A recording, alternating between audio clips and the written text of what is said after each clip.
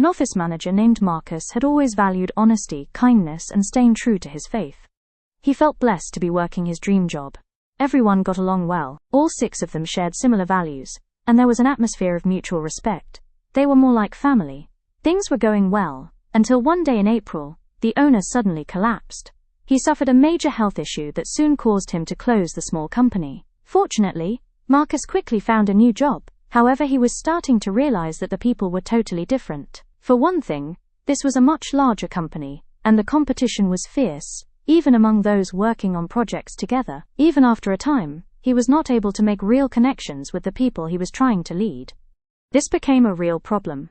Along with the pressure to fit in, he started to slowly abandon his core beliefs. He had never felt so unsure of himself. Soon he started lying to his boss, missing meetings, and joining in on harsh gossip just to feel accepted. He even began to dress differently, thinking this might help him fit in.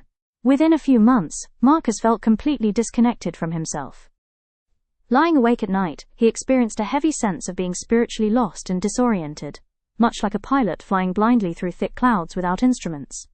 He tried to rationalize his choices, but the internal conflict left him feeling anxious and deeply empty. As Marcus began to think about what he was going to do, the words of Psalm chapter 32 verse 8 came to him. I will instruct you and teach you in the way you should go. I will counsel you with my eye upon you. The Holy Spirit was right there with him. He was so overwhelmed by God's love for him, even now, after how he had acted.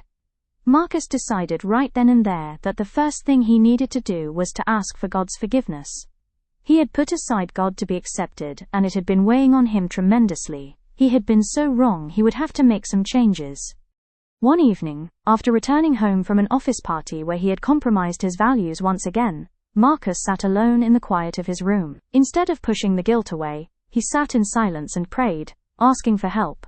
Suddenly he heard the words of Isaiah chapter 30 verse 21. And your ears shall hear a word behind you saying, this is the way, walk in it, when you turn to the right or when you turn to the left. Gently waiting in that quiet moment, he felt a subtle, clear inner conviction, a gentle prompt reminding him of who he was created to be, and whispering that it wasn't too late to turn around. Next he heard John chapter 14 verse 26.